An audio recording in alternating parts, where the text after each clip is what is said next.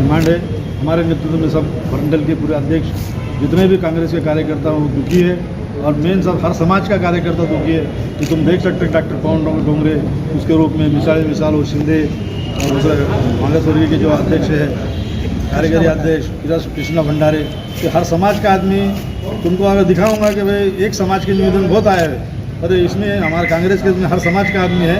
हर समाज के आदमी को दुख हुआ कि पैगम्बर के बारे में जो हमारे महाराष्ट्र की संस्कृति है मिली जुली गंगा जमुनी संस्कृति को खराब करने का काम ये महाराज ने किया है। इसलिए महाराष्ट्र को राष्ट्रीय सुरक्षा कायदे के अंदर कर दिए, ऐसी हमारी मांग है। बीच में एक सवाल भी उठा था संसद में कि एक ऐसा बिल पास किया जाए किसी भी महापुरुष के बारे में अगर भद्दी टिप्पणी की जाती है तो उसको सीधा उम्र कैद होना चाहिए। इसके ऊपर कांग्रेस जोर क्यों नहीं दे रही? ये देखिए, ये हिंदुस्तान के अंदर सिंह साहब के टाइम में 47 की जो भी मस्जिद है, दरगाह है, मंदिर है, उसके बारे में कुछ नहीं करना चाहिए। फिर भी बीजेपी करते रह रही है हिंदुस्तान। बिल पास होने से नहीं, दिल पास होना, दिल मिलना चाहिए। बिल पास होगा और दिल पास नहीं हुआ तो कोई भी एक आदमी आता, महाराज बोल देता, पूरे हिंदुस्तान का माहौल ख़राब करता और वो अंदर जाता है घंटा 2 घंटे के वास्ते, 3 घंटे के वास्ते। जो भारतीय कानून के अंदर जो काम है उतना काम पुलिस का काम करती है। ये गवर्नमेंट अच्छी रहना चाहिए। गवर्नमेंट ने जो भी अगर थोड़ा कोई महाराज और शहर का वातावरण खराब हो तो कलेक्टर और एसपी को जवाबदार पकड़ के उसको ये करना चाहिए, तो आप भी पूरी शांतता रहती है सबसे। विधानसभा इलेक्शन महाराष्ट्र में बहुत करीब आ चुके हैं, आपको लगता है कि ये इलेक्शन स्टंट हो सकता है? नहीं, इलेक्शन स्टैंड है 100% इलेक्शन स्टैंड है। नहीं तो कोई ये सरला बेट का इसके पहले का जो महाराष्ट्र था वहाँ हिंदू मुसलमान सब लोग जाते थे वहाँ मिलने को आदर से। कौन से पार्टी पे आपको डाउट है कौन ऐसा करा सकता है? नहीं, ये तो चलने वाला है। समर्थन में क्या है, कोई लोग बोलेंगे और दूसरे समाज के लोग बोलेंगे होने दीजिए। पर कांग्रेस एक ऐसी पार्टी गंगा जमनी वाले पूरे समाज के लोग, तुम ये आप लोगों को मीडिया के लोग हैं, अनेक शिष्टमंडल तुमको मिले होंगे एक समाज के एक जात के, तो ये शिष्टमंडल पूरे समाज के और पूरे जात का लोगों को प्रतिनिधित्व करता है कांग्रेस है। गंगा जमनी संस्कृति वाली कांग्रेस है, हर समाज का आदमी इसमें है। हमने यूपी में और बिहार में देखा है कि जातिवाद की राजनीति होती है, क्या अब महाराष्ट्र में भी इसकी शुरुआत हो रही है, ऐसा लगता है आपको? महाराष्ट्र के लोग जो है बिल्कुल नहीं करेंगे, क्योंकि महात्मा फुले शाह अम्बेडकर का महाराष्ट्र है। ये यहाँ जो है पूरे जो लोग हैं साधु संत, जो बड़े बड़े उलमा है, बड़े बड़े जजदरी बख्श है, जो बड़े बड़े ये है वली है, ये वली को मानने वाले पूरे हिंदू समाज है और हर समाज जो मानता है, तो ये महाराष्ट्र में तो नहीं हो सकता है। अंदर कमिश्नर साहब से आपकी क्या बातचीत हुई? अंदर वही बोले कि हम शहर का लॉ एंड ऑर्डर तुम संभालो, हम पूरे खड़ी नजर है हमारी इसकी, जो भी समाज का आदमी अगर कोई बदमाशी कर रहा है तो मैं उसको उसके ऊपर कार्रवाई करूँगा। पूरे 24 घंटे से ज़्यादा हो चुके हैं, अभी तक महाराज को अटक नहीं किया गया है। महाराष्ट्र के ऊपर गुना दाखिल हो जा रहा है, ऐसा मेरी मालूमात के लिए।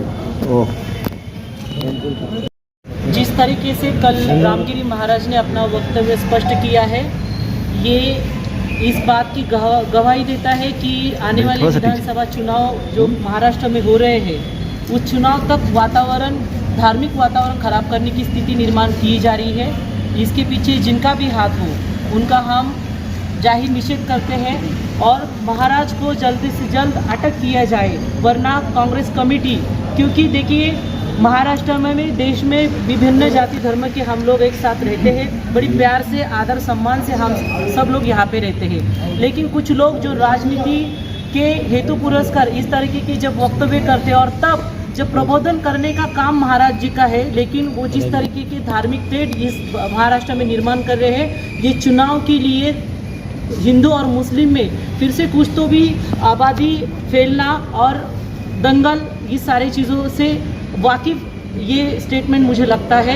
मैं महिला कांग्रेस कमेटी के अध्यक्ष के नाते मैं आपकी मीडिया के माध्यम से ये जाहिर करना चाहूँगी कि अगर महाराज को 24 घंटे में अटैक नहीं किया जाएगा तो महिला कांग्रेस कमेटी और कांग्रेस कमेटी इस शहर में तीव्र आंदोलन और निषेध करेंगे, क्योंकि कोई भी समाज के महाराज को, कोई भी समाज के संत को, चाहे वो दलित से हो, मुस्लिम से हो या फिर हमारे हिंदू भाइयों से हो, किसी को भी किसी के धार्मिक ट्रेड निर्माण करने की कोई भी अथॉरिटी नहीं है। हम उस देश से बिलोंग करते हैं जहाँ पे इंडियन कॉन्स्टिट्यूशन में we are the people of India का एक जाहिरनामा हुआ है और हम इस देश के सब वासी हैं, हम इस देश का एक परिवार है और हमारे परिवार में कोई जाति भेद इस तरीके के सामाजिक मुद्दे को लेके किसी को भी हर्ट नहीं किया जाएगा, ये मैं मानती हूँ। जैसे आप बता रहे हैं कि ये एक राजनीतिक मुद्दा बनाने में लगे हैं, तो कौन सी पार्टी इसके पीछे हो सकती है? देखिए, आपने देखा है कि भारत स्वतंत्र पूर्व हमने देखा है जिस तरीके के तोड़ और राज्य करना है जो भूमिका अंग्रेज़ों की थी, वही भूमिका आज भाजपा सरकार